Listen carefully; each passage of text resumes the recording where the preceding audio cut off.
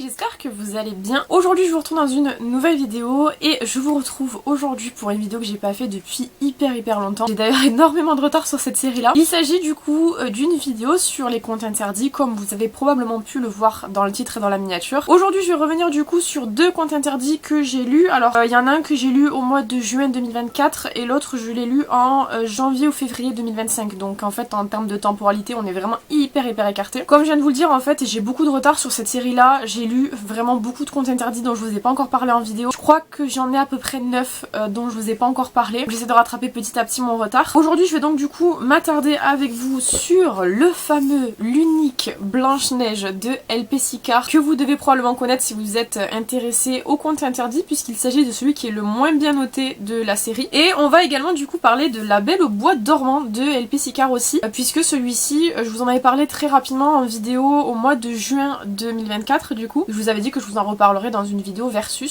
ce qui est le cas aujourd'hui. Franchement j'ai pas vraiment fait exprès de mettre les deux LP Sicard ensemble. C'est surtout que par rapport aux autres que j'avais j'ai essayé un petit peu d'avoir une thématique. Et là la thématique c'était le fait que du coup on avait juste des femmes en personnages principaux. Voilà bah écoutez j'espère que la vidéo vous plaira et je vous laisse avec la suite.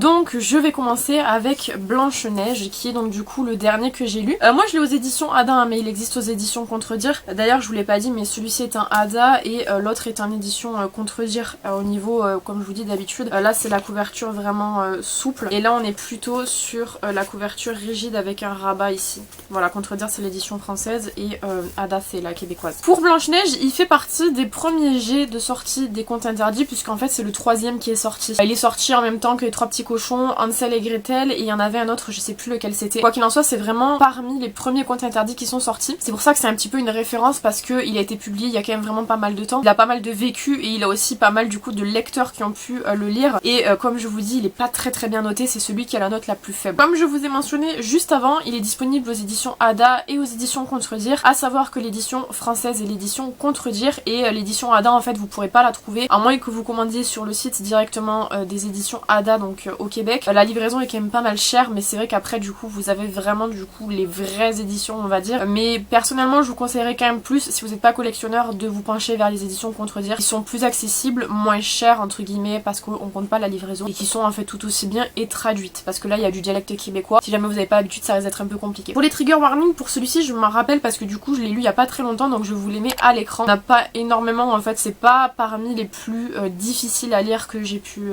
lire moi en tout cas pour le moment. En termes de lecture à l'heure actuelle où je filme cette vidéo j'en suis à 31 contes interdits lus sur les 40 qu'il y a donc il m'en manque pas beaucoup. C'est vrai que voilà celui-ci fait partie de ceux que j'ai lus qui est un petit peu dérangeant mais on n'est pas non plus sur le pire que j'ai lu jusqu'à maintenant. Au niveau de la note que je lui ai attribuée je lui ai mis 4 sur 5 donc c'est quand même une très bonne note par rapport à la note globale qu'il a. D'ailleurs si ça vous intéresse je l'ai fait en vlog lecture, je vous mets la vidéo juste ici et je l'ai lu du coup avec Anaïs qui a également fait un vlog lecture. Je vous invite également à aller voir son vlog lecture à elle comme ça au moins vous pourrez avoir deux avis différents sur un même livre qu'on a lu en même temps. Et du coup c'est là que je vais énumérer les points positifs et les points négatifs du livre. Avant toute chose comme je viens de vous le mentionner moi je l'ai lu en lecture commune avec Anaïs, c'est à dire qu'en fait on lisait le livre en même temps et je pense vraiment que j'ai bien fait de le lire en lecture commune parce qu'il aurait pas eu cette note là si je l'avais pas lu avec elle. Parce que on a réfléchi pendant très longtemps au livre donc je vais vous expliquer un petit peu pourquoi et franchement si je l'avais lu toute seule je pense que je serais partie dans la mauvaise direction, ce qui à mon avis a été le cas de pas mal de lecteurs puisque du coup après j'ai regardé un petit peu qu'est-ce que les gens lui reprochaient. Je pense avoir plus ou moins compris là où ça a bloqué pour beaucoup et c'était le cas pour moi aussi, ça a bloqué au même niveau et heureusement qu'Anaïs était là. Alors j'ai beaucoup aimé le fait qu'on rentre plutôt assez rapidement dans l'histoire, on fait pas du chichi en vous décrivant les personnages pendant 1000 ans avant de rentrer dans le vif du sujet. C'est un conte interdit qui débute de manière assez brutale on va dire, vous avez pas tout un descriptif de X ou Y, c'est on arrive, premier chapitre vous êtes déjà dans le bain. Donc ça c'est pas mal, ça fait que vous n'avez pas besoin d'attendre avant d'avoir vraiment de l'action. Donc voilà, si jamais vous êtes un peu pressé, comme moi je le suis quand même assez souvent, vous allez beaucoup aimer. Tout au long du livre, moi j'ai beaucoup aimé le rythme. J'ai trouvé que c'était une lecture qui était justement assez rythmée, vous avez très peu de passages où vraiment on s'ennuie. Alors il y a des passages où il se passe moins de choses évidemment, vous pouvez pas avoir un livre qui soit vraiment tout du long actif, ou en tout cas moi j'ai jamais eu le cas. Il y a forcément des moments dans votre lecture où vous allez avoir un peu des up and down, mais c'est vrai que dans la majorité du livre, moi j'ai pas eu de moment de déconcentration. Chose qui m'arrive très souvent je vous le dis assez souvent d'ailleurs, quand le livre il a des downs qui sont beaucoup trop prononcés pour moi, j'ai tendance à m'ennuyer, je décroche complètement de la lecture et je passe à côté de plein de choses. Ce qui n'a pas été le cas là, j'ai trouvé que c'était plutôt constant et que par conséquent moi j'avais pas de problème de concentration dans ma lecture. Et dernier point positif, mais ça c'est pour quasiment tous les LP Sicard, en tout cas pour l'instant ceux que j'ai lus c'est le cas dans tous, il a une très bonne écriture. Alors c'est une écriture qui peut être compliquée au départ, notamment pour celui-ci parce qu'il utilise un temps qui est pas commun plus que ça. Je vous laisserai découvrir en lisant le livre, hein, j'ai pas trop envie de vous en dire, mais c'est vrai qu'il utilise un temps qui est pas hyper commun dans les lectures que moi j'ai pu faire par le passé, et donc du coup c'est vrai qu'au début on a un petit peu de mal, mais je trouve que l'adaptation est quand même assez rapide, et d'ailleurs le temps est très important dans ce livre-ci, et c'est d'ailleurs la raison pour laquelle je pense que les gens ont eu du mal à vraiment accrocher et comprendre le livre. Le temps y est pour beaucoup, et c'est ce que je vous dis, moi en fait j'ai pas fait attention à ça alors que Anaïs y a fait attention, et c'est là justement où on a pu comprendre que peut-être potentiellement le livre justement partait dans cette direction là, et la fin entre guillemets nous l'expliquait plutôt bien grâce au temps. Le temps est très important, et l'utilisation en fait de LP Sicard, comme d'habitude l'écriture est très jolie, moi j'ai beaucoup aimé l'écriture, mais comme je vous dis c'est une écriture qui n'est pas très commune. J'ai noté autant de points positifs que de points négatifs, donc ça va, c'est plutôt équilibré. Alors le premier point négatif pour moi c'est le sens du détail, parce que comme je viens de vous le dire, il faut faire attention à peu près tout dans ce livre, c'est à dire que si vous voulez vraiment entre guillemets avoir une opinion sur la fin et comprendre la fin, il faut vraiment faire très attention à tout ce que vous allez lire en fait finalement. Et je suis d'accord quand Anaïs disait que c'est un livre qui peut être très intéressant en termes de relecture, parce que quand vous avez lu une première fois le livre, vous avez donc du coup la fin, et le fait de le relire derrière, vous allez peut-être être plus attentif à plein de petits détails qui ont été semés dans le livre et qui vont vous permettre bout à bout de pouvoir en fait décoder entre guillemets la fin. Donc c'est vrai que pour quelqu'un qui a du mal à justement être attentif etc, à avoir le sens du détail, ça peut être un point négatif que personnellement j'ai souligné, parce que faut vraiment être très minutieux dans votre lecture et vraiment être très concentré quand vous lisez. Et du coup en termes de points négatifs, là ça va être deux points qui vont se rejoindre. C'est le fait que je trouve que la fin n'est pas très explicite, c'est-à-dire que on aurait pu faire peut-être mettre un petit truc en plus qui permettrait en fait à tous les lecteurs de pouvoir comprendre réellement la fin et de pas vraiment partir sur une fin ouverte. Alors en même temps c'est une fin ouverte, en même temps ça en est pas une, mais c'est vrai que de prime abord on peut avoir l'impression que c'est une fin ouverte, ce qui moi personnellement vous savez je suis moyennement fan des fins ouvertes, ça dépend le contexte, ça dépend comment c'est amené. En général je trouve que les fins ouvertes c'est un petit peu la facilité, c'est-à-dire qu'on laisse le lecteur avec son imaginaire et on lui dit voilà tu fais ce que tu veux du reste du récit. Alors ça peut être un partage de la part de l'auteur, et c'est vrai que personnellement je suis plus fan quand l'auteur nous amène d'un point A à un point B et pas qu'il nous laisse un petit peu vaquer en plein milieu. Donc c'est vrai que les explications ont été bien, et si jamais on n'avait pas eu du coup d'explications, ce qui peut être du coup le cas, j'aurais bien aimé qu'on ait un spin-off sur un des personnages, notamment peut-être un autre personnage dans le livre qui est assez important, qui apparaît au début et dont on entend parler un petit peu à la fin. J'aurais bien aimé justement qu'on ait peut-être son point de vue à lui, ou quelque chose qui nous permette en fait finalement de vraiment pouvoir avoir vraiment le point A et le point B. Je sais pas si vous comprenez à peu près ce que je veux dire, mais c'est vrai que pour moi ça manquait d'explications et que du coup ça rendait la lecture assez confuse, surtout sur la fin. Je pense encore une fois que c'est ça qui a beaucoup perdu les gens qui l'ont lu. C'est pour ça en fait que Blanche-Neige au final est vraiment pas mal notée, parce que je pense que la fin était pas assez détaillée, assez explicite et assez compréhensible pour tout le monde. Mais ça reste quand même une bonne lecture, moi j'ai beaucoup aimé 4 sur 5, c'est une très bonne note, et le 4 sur 5 vient principalement comme je vous dis du fait que je l'ai lu avec Anaïs, parce que si je l'avais lu toute seule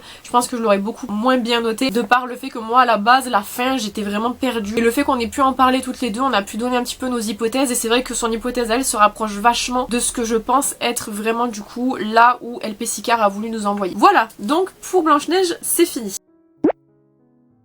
On passe maintenant à notre deuxième LP Sicard, du coup c'est La Belle au Bois dormant. Donc celui-ci c'est Clarisse qui me l'avait envoyé, elle m'avait fait un petit mot, je l'ai laissé dedans. Donc rien que pour ça c'est un très bon souvenir. Je l'ai lu il y a plus de temps, hein. Lui je l'ai lu vraiment en juin, donc je me rappelle les grandes lignes, mais c'est vrai que je vais pas pouvoir vous donner autant de détails que ce que j'ai pu vous donner du coup avec Blanche-Neige que j'ai lu pendant ce mois-ci. Là vraiment ça date, j'ai noté quand même les points principaux, mais c'est vrai que ça date un petit peu plus que Blanche-Neige. Pour La Belle au Bois dormant, si je ne me trompe pas, il fait partie du deuxième G des contes interdits, puisque là je l'ai noté comme étant 13e sur 40. C'est un livre qui a été publié il y a quand même vraiment pas mal de temps. Il existe aux éditions Ada et aux éditions Contredire évidemment, en sachant que du coup moi c'est l'édition Contredire que j'ai, puisque du coup Clarisse me l'avait acheté en France. Je vous ai pas donné, j'ai oublié, pour le nombre de pages de Blanche-Neige c'était 196 et pour celui-ci c'est 193. Dans tous les cas, en général, les contes interdits dépassent rarement les 200 pages et quand c'est le cas, c'est pas sur tous les contes interdits. En général, on est vraiment un petit peu en dessous des 200 pages. Pour les trigger warnings, je vous les mets évidemment à l'écran pour éviter d'être censuré par le robot YouTube. À savoir que celui-ci, c'est un petit peu particulier parce que du coup, j'avais beaucoup aimé Le Petit Prince. Donc je vous mets la vidéo juste ici où je vous avais parlé du Petit Prince. Et c'est vrai que quand j'avais lu Le Petit Prince, j'ai capté que après, que en fait c'était vraiment le dernier à lire. L'ordre de lecture c'était La Belle au Bois dormant, Dr. Ward, Le Petit Prince. Sauf que moi j'ai lu Le Petit Prince, donc je me suis spoilé tout La Belle au Bois dormant. Et c'est vrai que j'ai eu un énorme coup de cœur pour Le Petit Prince, je vous en ai déjà parlé, c'est vraiment mon conte interdit préféré. Et quand j'ai lu celui-ci, je me suis dit mais il faut vraiment que je lise La Belle au Bois dormant parce que ça m'a l'air d'être vraiment génial. Et c'est vrai que j'aurais dû, parce que du coup je savais où ça allait partir, je le savais parce que je l'ai lu dans Le Petit Prince du coup, je le sentais arriver de toute manière, mais je lui ai mis 5 sur 5 parce que j'ai vraiment adoré ma lecture. Au même titre que Le Petit Prince, mais Le Petit Prince reste quand même largement au-dessus. Je pense que pour le détrôner, il va falloir aller très très fort. Je suis pas sûre qu'il puisse se détrôner un jour honnêtement. Ne jamais dire jamais, hein, puisque de base c'était La Princesse au Petit Pois qui était number one depuis très très très longtemps. Et c'est vrai que Le Petit Prince, j'ai eu un affect vraiment très très fort avec ce livre-là que j'ai trouvé génial. Donc dans ce livre-là, nous suivons évidemment l'aventure d'Aurore. Et un des points positifs du coup que j'ai noté, c'est que j'apprécie moi beaucoup quand on a vraiment un suivi de personnage. C'est-à-dire que notre personnage, on suit son évolution, qu'elle puisse être mentale ou physique, du début jusqu'à la fin, et même des fois la déchéance aussi, c'est quelque chose que j'aime beaucoup. Avoir vraiment du coup une évolution sur le personnage. Une évolution dans ses idées, une évolution dans ce qu'elle veut dans la vie, ou peu importe, c'est quelque chose que j'apprécie et c'est quelque chose qu'on retrouve dans ce livre-ci. Évidemment, comme toujours, je vous l'ai dit juste avant, mais la plume d'L.P. Sicard, elle est tellement douce et belle que franchement c'est un plaisir à lire. J'ai jamais eu en fait réellement de déception d'écriture sur L.P. Sicard, je crois. Il me semble que c'est vraiment un auteur où j'ai un sans faute, il me semble. Je me rappelle plus de tous ceux que j'ai lus honnêtement parce que je sais que j'ai lu pas mal de contes interdits, je sais plus qui est écrit par qui, mais je crois que pour L.P. Sicard, à chaque fois je note le fait que l'écriture est très très douce et très très belle. C'est un poète évidemment, mais j'aime beaucoup son écriture. Au même titre que j'ai trouvé que l'histoire était vraiment cool. Je m'y attendais comme je vous dis parce que j'ai lu Le Petit Prince et que je savais du coup qu'est-ce qui allait en résulter à peu près en lisant le livre, mais malgré tout j'ai quand même pu être surprise par l'histoire. J'ai été vraiment happée dans ma lecture, c'est quelque chose que j'ai lu très vite et j'ai vraiment adoré ma lecture et je pense qu'il fait partie vraiment de mes contes interdits préférés. Je vous avais fait une vidéo d'ailleurs si jamais ça vous intéresse de mon classement contes interdits, je vous l'ai mis dans le petit i. Je l'avais fait du coup avant l'été, j'avais pas encore tout lu, j'étais à plus de 20 mais je sais plus exactement combien. Faudra que je le refasse du coup je pense à la fin de l'année 2025 puisque je me laisse une année pour rattraper mon retard en sachant qu'il m'en manque très peu comme je vous ai dit en début de vidéo. Mais c'est vrai que du coup La Belle au Bois dormant fait quand même partie de mes coups de cœur de lecture contes interdits parce que l'histoire était bien, parce que les personnages j'ai adoré et ça m'a vraiment donné envie du coup de lire Dr. Ward qui est le spin-off qui va après et que j'ai d'ailleurs, que j'avais acheté à la Fnac quand il est sorti. D'ailleurs je l'avais reçu abîmé, il m'avait fait le changement très rapidement, c'était vraiment trop bien. Et du coup voilà, je ne peux que vous le conseiller. Celui-ci est moins difficile à comprendre que Blanche-Neige, vous n'avez pas vraiment de plot ou c'est fin ouverte ou quoi, c'est vraiment hyper concis et concret et du coup si jamais vous voulez en apprendre en plus, vous avez l'avantage d'avoir Dr. Ward et du coup d'avoir également Le Petit Prince qui est en fait pas vraiment la même histoire mais on fait des références dans Le Petit Prince à La Belle au Bois dormant, donc c'est vrai que c'est assez sympa à lire dans l'ordre. Voilà, j'ai adoré. Si je devais vous en conseiller un des deux, ça serait celui-ci sans hésitation parce que vraiment j'ai adoré. Et voilà qui conclut du coup notre vidéo. Je suis contente parce que ça me permet de rattraper petit à petit